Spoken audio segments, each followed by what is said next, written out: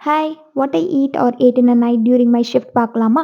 So எப்பயுமே work start பண்ணுறதுக்கு முன்னாடி லைட்டா ஒரு ஃபுட் எடுத்துக்கணும். எம்ப்டி ஸ்டொமக்கோட ஸ்டார்ட் பண்ணா ஒர்க் பண்ணுறப்ப கொஞ்சம் ப்ரெஷரா இருக்கும்.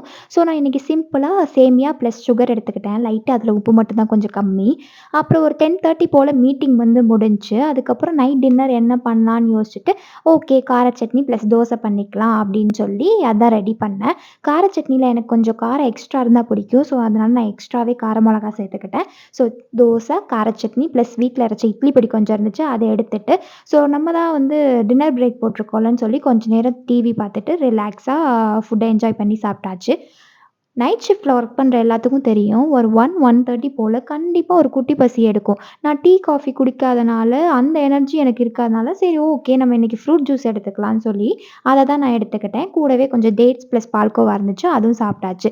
எப்படியோ ஒரு வழியா ஷிஃப்ட் கம்ப்ளீட் பண்ணிட்டு, ஒரு குயிக்கா ரெஃப்ரெஷ் ஆயிட்டு, ஓகே காலையில சாப்பிட்டு தூங்கணும்ல, அது வெரி இம்பார்ட்டன்ட். ஸோ, அதனால நான் வந்து கம்ஃபர்ட் ஃபுட்டா பொட்டேட்டோ ஃப்ரையும், லெமன் ரைஸும் எடுத்துட்டு, உட்காந்து ரிலாக்ஸா ஃபோன் பார்த்துட்டு சாப்பிட்டுட்டேன். ஸோ, இன்னைக்கு டே முடிஞ்சுச்சு. Follow and subscribe for more videos. By.